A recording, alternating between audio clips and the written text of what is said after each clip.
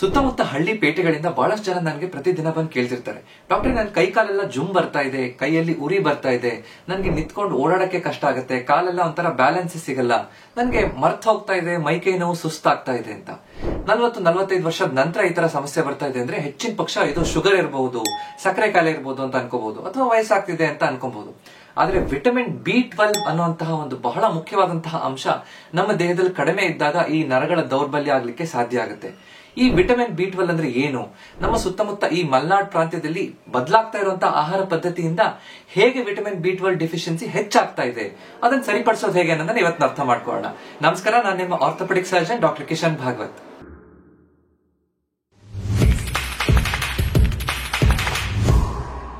ಸುಲಭವಾಗಿ ಎಲ್ಲರಿಗೂ ಅರ್ಥ ಆಗೋ ರೀತಿಯಲ್ಲಿ ವೈಜ್ಞಾನಿಕ ಹಿನ್ನೆಲೆಯೊಂದಿಗೆ ಕನ್ನಡದಲ್ಲಿ ಆರೋಗ್ಯದ ಬಗ್ಗೆ ಮಾಹಿತಿ ನೀಡ್ತಾ ಇರುವಂತಹ ನನ್ನ ಚಾನೆಲ್ಗೆ 3 ಲಕ್ಷಕ್ಕಿಂತ ಹೆಚ್ಚು ಜನ ಸಬ್ಸ್ಕ್ರೈಬರ್ ಸೇರ್ಕೊಂಡಿದ್ದೀರಿ. ಅದಕ್ಕೆ ತುಂಬ ಹೃದಯದ ಧನ್ಯವಾದಗಳು. ನೀವು ಯಾವ ಊರಿಂದ ಈ ವಿಡಿಯೋ ನೋಡ್ತಾ ಇದ್ದೀರಿ ಅಂತ ನನಗೆ ದಯವಿಟ್ಟು ಕಮೆಂಟ್ ಮಾಡಿ ತಿಳಿಸಿ. ಅದನ್ನ ತಿಳ್ಕೊಳ್ಳೋದ್ರಿಂದ ಇನ್ನೂ ನಿಮ್ಗೆ ಮುಟ್ಟೋ ರೀತಿಯಲ್ಲಿ ನಾನು ವಿಡಿಯೋನ ಮಾಡಬಹುದು. ನಿಮಗೆ ಆರೋಗ್ಯದ ಬಗ್ಗೆ ಏನಾದರೂ ಪ್ರಶ್ನೆ ಇದ್ರೆ ದಯವಿಟ್ಟು ಅದನ್ನ ಕಮೆಂಟ್ ಅಲ್ಲಿ ನನಗೆ ಕೇಳಿ. ಅದು ಎಲ್ಲರಿಗೂ ಅನುಕೂಲ ಆಗೋ ರೀತಿಯಲ್ಲಿ ಇದ್ರೆ ಖಂಡಿತವಾಗಿ ಅದ್ರ ಬಗ್ಗೆ ನಾನು ವಿಡಿಯೋ ಮಾಡ್ತೀನಿ. ವಿಟಮಿನ್ B12 ಅಷ್ಟೊಂದು ಮುಖ್ಯ ಯಾಕೆ ಅನ್ನೋದನ್ನ ಅರ್ಥ ಮಾಡ್ಕೊಳ್ಳೋಣ. ವಿಟಮಿನ್ B12 ಮುಖ್ಯವಾಗಿ ನಮ್ಮ ದೇಹದಲ್ಲಿ 3 ಕ್ರಿಯೆಗಳಿಗೆ ಬೇಕೇ ಬೇಕು. ಮೊದಲನೇದು ನರಗಳ ಆರೋಗ್ಯಕ್ಕೆ. ಮೆದುಳಿಂದ ನಮ್ಮ ಬೆನ್ನುಹುರಿಯ ಮುಖಾಂತರ ನರಗಳು ಇಡೀ ದೇಹಕ್ಕೆ ಎಲ್ಲಾ ಕಡೆಗೂ ಹೋಗ್ತಾ ಇರುತ್ತೆ. ಆ ನರ ಅನ್ನುವಂಥದ್ದು ಒಂದು ಎಲೆಕ್ಟ್ರಿಕ್ ವೈರ್ ಇದ್ದಾಗೆ. ಹೇಗೆ ಎಲೆಕ್ಟ್ರಿಕ್ ವೈರ್ ಒಂದು ಕಾಪರ್ ವೈರ್ ಇರುತ್ತೋ ಅದ್ರ ಸುತ್ತ ಹೇಗೆ ಒಂದು ಪ್ಲಾಸ್ಟಿಕ್ನ ಇನ್ಸುಲೇಷನ್ ಅಂತ ಕವರ್ ಮಾಡಿರ್ತಾರೋ ಅದೇ ರೀತಿ ಈ ನರಗಳಿಗೆ ಮೇಲ್ಗಡೆ ಮೈಲಿನ್ ಶೀತ್ ಅಂತ ಇರುತ್ತೆ. ಅದು ಚೆನ್ನಾಗಿರ್ಬೇಕು, ಆರೋಗ್ಯವಾಗಿರ್ಬೇಕು, ಮೈಲಿನ್ ಶೀತ್ ನರಗಳನ್ನ ಕವರ್ ಮಾಡಿ ಇರಬೇಕು ಅಂತಂದ್ರೆ ವಿಟಮಿನ್ B12 ಬೇಕು. ಅದು ಇಲ್ಲ ಅಂದ ತಕ್ಷಣ ವಿಟಮಿನ್ B12 ಕಡಿಮೆ ಆದ ತಕ್ಷಣ ಮೈಲಿನ್ ಶೀತ್ ಹೋಗ್ಬಿಡುತ್ತೆ, ಆ ಕಾಪರ್ ವೈರ್ ಎಕ್ಸ್ಪೋಸ್ ಆಗುತ್ತೆ. ಅವಾಗ ಆ ನರಗಳ ಆರೋಗ್ಯ ಚೆನ್ನಾಗಿರಲ್ಲ. ನರ ಫಾಸ್ಟ್ ಆಗಿ ಅದರಲ್ಲಿ ಆ ಎಲೆಕ್ಟ್ರಿಕ್ ವೈರ್ ಹೇಗೆ ಕರೆಂಟ್ ಪಾಸ್ ಆಗುತ್ತೋ ಆ ಕರೆಂಟ್ ನಮ್ಮ ದೇಹದಲ್ಲೆಲ್ಲ ಪಾಸ್ ಆಗೋದಿಲ್ಲ. ಆವಾಗ ಕೈಯಲ್ಲಿ ಜುಮ್ ಬರೋದು, ಉರಿ ಬರೋದು, ಸೆಳೆತ ಬರೋದು ಎಲ್ಲ ತೊಂದರೆಗಳು ಬಂದ್ಬಿಡಬಹುದು. ಎರಡನೇದು ನಮ್ಮ ರಕ್ತ ಚೆನ್ನಾಗಿರ್ಬೇಕು, ಹಿಮೋಗ್ಲೋಬಿನ್, ರಕ್ತದಲ್ಲಿರುವಂತಹ ಹಿಮೋಗ್ಲೋಬಿನ್ ಅಂಶ ಚೆನ್ನಾಗಿರ್ಬೇಕು ಅಂತಂದ್ರೆ ವಿಟಮಿನ್ B12 ಬೇಕು. ವಿಟಮಿನ್ B12 ಕಡಿಮೆ ಆದ ತಕ್ಷಣ ಹಿಮೋಗ್ಲೋಬಿನ್ ಅಂಶ ಕಡಿಮೆ ಆಗುತ್ತೆ, ಮೆಗಲೋಬ್ಲಾಸ್ಟಿಕ್ ಅನಿಮಿಯಾ ಅನ್ನೋಂತಹ ರಕ್ತಹೀನತೆ ಆಗುತ್ತೆ. ಅವಾಗ ನಮ್ಗೆ ಮೈ ಕೈ ನೋವು ಬರೋದು, ಸುಸ್ತಾಗೋದು, ಏನ್ ಕೆಲಸ ಮಾಡೋಕ್ಕೂ ಇಂಟ್ರೆಸ್ಟೇ ಇಲ್ಲ ಅನ್ನುವಂತಹದ್ದು, ಒಂಥರ ಬಿಳಿಚಿದ ಹಾಗಾಗೋದು, ಇದೆಲ್ಲ ತೊಂದರೆಗಳು ಈ ಅನಿಮಿಯಾ ಬಂದಾಗ ವಿಟಮಿನ್ B12 ಕೊರತೆಯಿಂದನೂ ಮುಖ್ಯವಾಗಿ ಆಗುತ್ತೆ. ಮೂರನೇದು ನಮ್ಮ ಮೆದುಳಿನ ಬೆಳವಣಿಗೆಗೆ ಮತ್ತು ನೆನಪಿನ ಶಕ್ತಿಗೆ. ಅದಕ್ಕೂ ವಿಟಮಿನ್ B12 ಬೇಕು. ಸೊ ವಿಟಮಿನ್ B12 ಚೆನ್ನಾಗಿಲ್ಲ ಅಂದ ತಕ್ಷಣ ನನಗೆ ಮರ್ತು ಹೋಗುವಂತಹದ್ದು, ನನಗೆ ಬೇಗ ನನ್ಗೆ ಏನ್ ಕೆಲಸ ಮಾಡಬೇಕು, ಎಲ್ಲಿ ಬಂದೆ, ಏನಾಯ್ತು ಅನ್ನೋದನ್ನೇ ತಿಳ್ಕೊಳ್ಳದೆ ಇರುವಂತಹದ್ದು, ಒಂಥರ ಕನ್ಫ್ಯೂಸ್ಡ್ ಸ್ಟೇಟ್ ಆಗಿರುವಂತಹದ್ದು, ಈ ರೀತಿ ತೊಂದರೆಗಳು ಶುರುವಾಗುತ್ತೆ. ಇತ್ತೀಚಿನ ದಿನಗಳಲ್ಲಿ ವಿಟಮಿನ್ B12 ಕೊರತೆ ಹೆಚ್ಚಾಗ್ಲಿಕ್ಕೆ ಕಾರಣ ಏನು ಅನ್ನೋದನ್ನ ಅರ್ಥ ಮಾಡ್ಕೋಬೇಕು. ನಮ್ಮ ಪೂರ್ವಜರು ಹಳ್ಳಿಯಲ್ಲಿ ಇರ್ತಾ ಇದ್ರು, ಮನೇಲೆ ಆಕಳು, ಎಮ್ಮೆ, ದನ ಎಲ್ಲ ಇಟ್ಕೋತಾ ಇದ್ರು. ತಮ್ಮ ಹೊಲದಲ್ಲೇ ಎಲ್ಲಾ ತರಕಾರಿಗಳನ್ನ, ಬೇಳೆಗಳನ್ನ ಬೆಳೆದು ತಿಂತಾ ಇದ್ರು. ಹೀಗಿದ್ದಾಗ ಅವ್ರಿಗೆ ಹಾಲು, ಮೊಸರು, ಮೊಟ್ಟೆ ಎಲ್ಲ ತಾಜಾ ತರಕಾರಿಗಳು ಇವೆಲ್ಲವೂ ಸಿಗ್ತಾ ಇತ್ತು. ಸೊ ಅದರಿಂದಾಗಿ ವಿಟಮಿನ್ B12 ಚೆನ್ನಾಗಿ ಪೂರೈಕೆ ಆಗ್ತಾ ಇತ್ತು. ಆದ್ರೆ ಇತ್ತೀಚಿನ ದಿನಗಳಲ್ಲಿ ಎಲ್ಲದೂ ಪ್ಯಾಕ್ಡ್ ಫುಡ್ಗೆ ನಾವು ಹೋಗ್ತಾ ಇದೀವಿ, ಹೆಚ್ಚು ಬೇಕರಿ ಐಟಮ್ಗೆ ಹೋಗ್ತಾ ಇದೀವಿ. ಮುಂಚೆನೆ ಮಾಡಿಟ್ಟಿರುವಂತಹದ್ದು, ಈ ಪೆಸ್ಟಿಸೈಡ್ ಕೆಮಿಕಲ್ ಹಾಕಿರುವಂತಹ ತರಕಾರಿಗಳು ಇವೆಲ್ಲ ಸಿಗ್ತಾ ಇದೆ. ಇದೆಲ್ಲದರಲ್ಲೂ ಯಾವ್ದ್ರಲ್ಲೂ ವಿಟಮಿನ್ B12 ಇರೋದಿಲ್ಲ. ಮತ್ತೆ ಶುದ್ಧ ಸಸ್ಯಾಹಾರಿ ಮೂಲದಲ್ಲಿ ಆಹಾರದಲ್ಲಿ ವಿಟಮಿನ್ B12 ಕೊರತೆ ಇರುತ್ತೆ. ಸಸ್ಯಾಹಾರಿ ಆಹಾರ ಪದ್ಧತಿ ಬಹಳ ವಿಷಯಗಳಿಗೆ ಒಳ್ಳೆಯದು, ಆದ್ರೆ B12 ಡೈರೆಕ್ಟ್ ಆಗಿ ಆ ಸಸ್ಯಾಹಾರಿ ಆಹಾರದಲ್ಲಿ ಸಿಗೋದಿಲ್ಲ. ಅದಕ್ಕೋಸ್ಕರ ಈ ವಿಟಮಿನ್ B12 ಶುದ್ಧ ಸಸ್ಯಾಹಾರಿಗಳಿಗೆ ಈ ವಿಟಮಿನ್ B12 ಕೊರತೆ ಹೆಚ್ಚು ಅಂತ ಹೇಳ್ಬೋದು. ಅದ್ರ ಜೊತೆಗೆ ಈ ಸ್ಟಮಕ್ ಅಲ್ಲಿ ಅಂದ್ರೆ ನಮ್ಮ ಜಠರದಲ್ಲಿ ಆಸಿಡ್ ಪ್ರಮಾಣ ಕಡಿಮೆ ಇದ್ದಾಗ, ಅಂದ್ರೆ ವಯಸ್ಸಾಗ್ತಾ ಇದ್ದಾಗೆ ಆಸಿಡ್ ಪ್ರಮಾಣ ಕಡಿಮೆ ಆಗುತ್ತೆ ಅಂತವರಿಗೆ ವಿಟಮಿನ್ B12 ಕೊರತೆ ಆಗ್ಬಹುದು. ಸರಿಯಾಗಿ ಅದು ಹೀರ್ಕೊಳ್ಳೋದಿಲ್ಲ. ಆಂಟಾಸಿಡ್, ಗ್ಯಾಸ್ಟ್ರಿಕ್ ಸಮಸ್ಯೆ ಇದೆ, ನನಗೆ ಯಾವಾಗ್ಲೂ ನಾನು ಗ್ಯಾಸ್ಟ್ರಿಕ್ ಮಾತ್ರೆ ತಗೋತಾ ಇರ್ತೀನಿ, ಗ್ಯಾಸ್ಟ್ರಿಕ್ ಔಷಧಿ ಕುಡಿತಾ ಇರ್ತೀನಿ ಅಂತವ್ರಿಗೂ ಕೂಡ ವಿಟಮಿನ್ B12 ಹೀರಿಕೆ ಚೆನ್ನಾಗಿ ಆಗೋದಿಲ್ಲ. ಈ ಡಯಾಬಿಟಿಸ್, ಮಧುಮೇಹ ಇರೋರಿಗೆ ಮೆಟ್ಫಾರ್ಮಿನ್ ಅನ್ನುವಂತಹ ಮಾತ್ರೆ ಸಾಮಾನ್ಯವಾಗಿ ಕೊಡ್ತಾರೆ. ಆ ಮಾತ್ರೆ ತಗೊಳ್ಳೋರ್ಗೂ ಕೂಡ ಈ ವಿಟಮಿನ್ B12 ಚೆನ್ನಾಗಿ ಆಹಾರದಲ್ಲಿ ಹೋಗೋದಿಲ್ಲ. ಜೊತೆಗೆ ನಮ್ಮ ಜಠರದ ಯಾವುದೋ ಒಂದು ಆಪರೇಷನ್ ಆಗಿದೆ, ಜಠರ ತೆಗೆದು ಬಿಟ್ಟಿದ್ದಾರೆ ಒಂದು ಭಾಗ, ಆಗಿದ್ದಾಗೂ ಕೂಡ ಈ ವಿಟಮಿನ್ B12 ನಮ್ಮ ದೇಹದಲ್ಲಿ ಹೋಗೋದಿಲ್ಲ. ಸೊ ಅದಕ್ಕೋಸ್ಕರ ಯಾರಿಗೆ ವಿಟಮಿನ್ B12 ಬೇಗ ಕಡಿಮೆ ಆಗುತ್ತೆ ಅಂತ ನಾವು ಕರೆಕ್ಟ್ ಅರ್ಥ ಮಾಡ್ಕೋಬೇಕು. ಈ ವಿಟಮಿನ್ B12 ಕೊರತೆ ಲಕ್ಷಣಗಳು ನಮ್ಮ ಕೈಕಾಲುಗಳಲ್ಲಿ ಜುಮ್ ಬರುವಂತಹದ್ದು, ಇರುವೆ ಹರಿದಂಗಾಗುತ್ತೆ ಕೈಕಾಲಲ್ಲಿ, ಅಥವಾ ಪಿನ್ಸ್ ಅಂಡ್ ನೀಡಲ್ಸ್, ಪಿನ್ ತಗೊಂಡು ಚುಚ್ಚಿದಾಗ ಆಗುತ್ತೆ ಅಂತ ಹೇಳ್ತಿರ್ತೇವೆ. ಮುಖ್ಯವಾಗಿ ರಾತ್ರಿ ಹೊತ್ತು ಮಲ್ಕೊಂಡಿದ್ದಾಗ ನನ್ನ ಕಾಲಲ್ಲಿ, ಕೈಯಲ್ಲಿ ಉರಿ ಬರುತ್ತೆ, ಪಿನ್ ತಗೊಂಡು ಚುಚ್ಚಿದಾಗ ಆಗುತ್ತೆ, ಮುಳ್ಳು ಮೇಲೆ ನಡೆದಂಗಾಗುತ್ತೆ ಅಂತ ಹೇಳ್ತಿರ್ತಾರೆ. ಈ ಸಮಸ್ಯೆ ಸಮಸ್ಯೆ ಹೆಚ್ಚಾಗಿ ಕಾಣಿಸ್ಕೊಡುತ್ತೆ. ಅದ್ರ ಜೊತೆಗೆ ನನಗೆ ನಿಂತ್ಕೊಂಡಾಗ ಬ್ಯಾಲೆನ್ಸೇ ಇಲ್ಲ, ಸ್ವಲ್ಪ ಹೆಚ್ಚು ಕೆಲಸ ಮಾಡದೇ ಇದ್ರೂ ನನಗೆ ಬೇಗ ಸುಸ್ತಾಗ್ತಾ ಇದೆ, ನನ್ನ ನಾಲ್ಗೆ ಸ್ಮೂತ್ ಆಗ್ತಾ ಇದೆ, ಬಿಳಿಚ್ಕೋತಾ ಇದ್ದೀನಿ, ನನಗೆ ಎಲ್ಲಿ ಬಿದ್ದೋಗ್ತೀನಿ ಅನ್ನೋ ಭಯ ಇದೆ, ಒಂದ್ ಕೆಲಸದ ಮೇಲೆ ಏಕಾಗ್ರತೆ ಇಂದ ಕೆಲಸ ಮಾಡಕ್ ಆಗ್ತಾ ಇಲ್ಲ, ನೆನಪು ಪದೇ ಪದೇ ಹೋಗ್ತಾ ಇದೆ, ಈ ಎಲ್ಲಾ ತೊಂದರೆಗಳು ಇದ್ದಾಗ ಮೊದಲು ನಾವು 40 ವರ್ಷದ ನಂತರ ಅಂತಂದ್ರೆ ಫಸ್ಟ್ ಬ್ಲಡ್ ಶುಗರ್ ನ ಟೆಸ್ಟ್ ಮಾಡಬೇಕು. ರಕ್ತದಲ್ಲಿ ಸಕ್ಕರೆ ಪ್ರಮಾಣ ಎಷ್ಟಿದೆ, ಖಾಲಿ ಹೊಟ್ಟೆಯಲ್ಲಿ ಊಟ ಆದ ನಂತರ, ಸಕ್ಕರೆ ಕಾಯಿಲೆ ಇಲ್ಲ ಅಂತ ಖಚಿತಪಡಿಸ್ಕೊಂಡ ನಂತರ, ಅಂದ್ರೂ ಈ ಸಮಸ್ಯೆಗಳು ಇದೆ ಅಂತ ಇದ್ದಾಗ ಖಂಡಿತವಾಗಿ ವಿಟಮಿನ್ B12 ರಕ್ತದಲ್ಲಿ ಎಷ್ಟಿದೆ ಅಂತ ಒಂದು ಸಿಂಪಲ್ ಬ್ಲಡ್ ಟೆಸ್ಟ್ ಇಂದ ಗೊತ್ತಾಗುತ್ತೆ.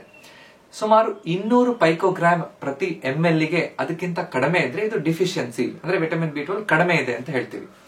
200 ರಿಂದ 400 ಪೈಕೋಗ್ರಾಮ್ ಪರ್ ml ಆ ಟೆಸ್ಟ್ ರಿಸಲ್ಟ್ ಬರ್ತಾ ಇದೆ ಅಂತಂದ್ರೆ ಇದು ಪರವಾಗಿಲ್ಲ, ಆದ್ರೂ ಈ ತೊಂದರೆಗಳಿದೆ ಅಂತಂದ್ರೆ ಅದಕ್ಕೆ ಟ್ರೀಟ್ಮೆಂಟ್ ಬೇಕು ಅಂತ. 400ಕ್ಕಿಂತ ಹೆಚ್ಚಿದೆ ಅಂತಂದ್ರೆ ಏನು ತೊಂದರೆ ಇಲ್ಲ, ವಿಟಮಿನ್ B12 ಸರಿಯಾಗಿದೆ ಅಂತ. ಸೊ ಈ ಸಿಂಪಲ್ ಬ್ಲಡ್ ಟೆಸ್ಟ್ ಇಂದ ನಮ್ಗೆ ಈ ತೊಂದರೆ ವಿಟಮಿನ್ B12 ಡಿಫಿಷಿಯನ್ಸಿ ಇದೆಯಾ, ನನ್ಗೆ ಅದಕ್ಕೆ ಟ್ರೀಟ್ಮೆಂಟ್ ತಗೋಬೇಕಾ ಬೇಡ ಅನ್ನೋಂಥದ್ದು ಅರ್ಥ ಆಗುತ್ತೆ. ವಿಟಮಿನ್ B12 ಕೊರತೆ ಇದೆ ಅಂತ ಗೊತ್ತಾದ ನಂತರ ಅದಕ್ಕೆ ಟ್ರೀಟ್ಮೆಂಟ್ ಹೇಗೆ ಕೊಡಬಹುದು? ವಿಟಮಿನ್ B12 ಅನ್ನ ನಾವು ಮಾತ್ರೆಗಳ ಮುಖಾಂತರ, ಅಂದ್ರೆ ಬಾಯಿಂದ ನುಂಗುವಂತಹ ಮಾತ್ರೆ ಮುಖಾಂತರ ತಗೋಬಹುದು.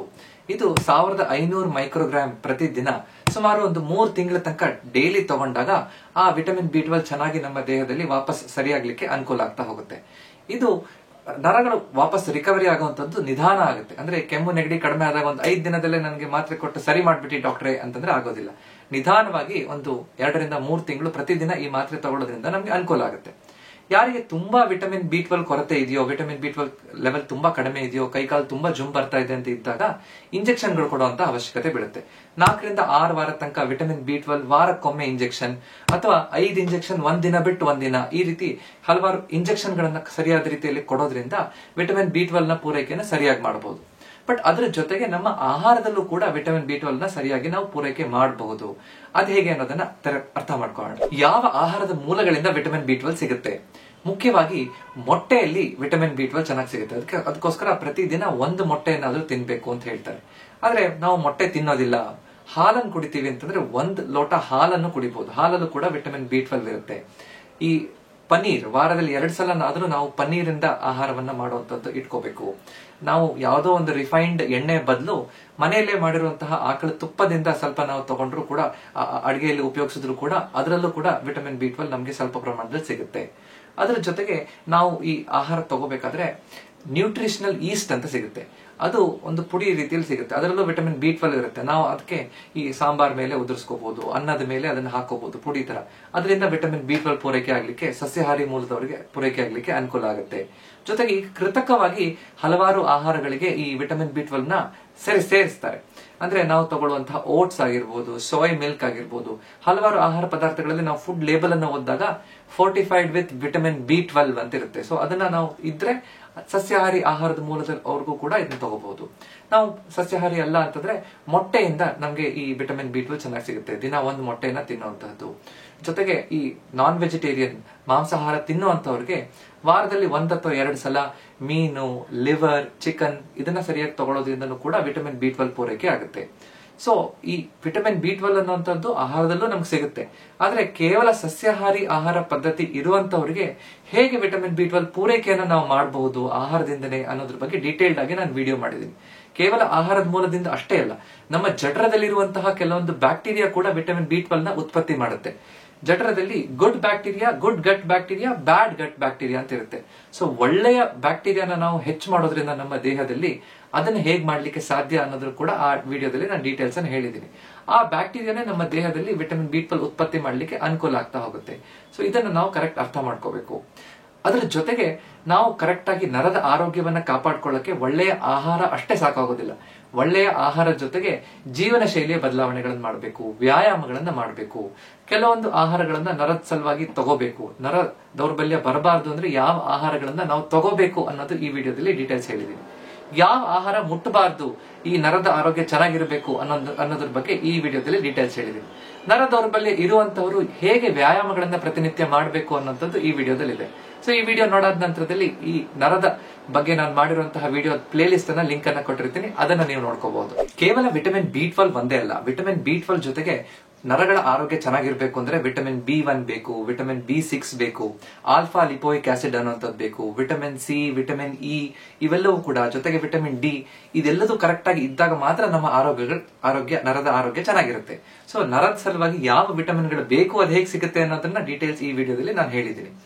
ನಿಮ್ಗೆ 40 ವರ್ಷ ಮೇಲ್ಪಟ್ಟಿರುವಂತವರು, ನಾನು ತುಂಬಾ ದಿನದಿಂದ ಗ್ಯಾಸ್ಟ್ರಿಕ್ ಸಮಸ್ಯೆ ಇದೆ, ನನ್ನ ಗ್ಯಾಸ್ಟ್ರಿಕ್ ಮಾತ್ರೆ ಅದಕ್ಕೆ ಟ್ರೀಟ್ಮೆಂಟ್ ತಗೋತಾ ಇದ್ದೀನಿ, ಅಥವಾ ನನಗೆ ಮಧುಮೇಹ, ರಕ್ತದಲ್ಲಿ ಸಕ್ಕರೆ ಪ್ರಮಾಣ ಹೆಚ್ಚಿರುವಂತದ್ದು, ಈ ಡಯಾಬಿಟಿಸ್ ಕಾಯಿಲೆ ಇದೆ ಅಂತ ಇದ್ದಂತವರು ಖಂಡಿತ ವರ್ಷಕ್ಕೊಮ್ಮೆ ಆದ್ರೆ ಈ ವಿಟಮಿನ್ B12 ನ ಟೆಸ್ಟ್ ಅನ್ನ ಮಾಡಿಸ್ಕೋಬೇಕು.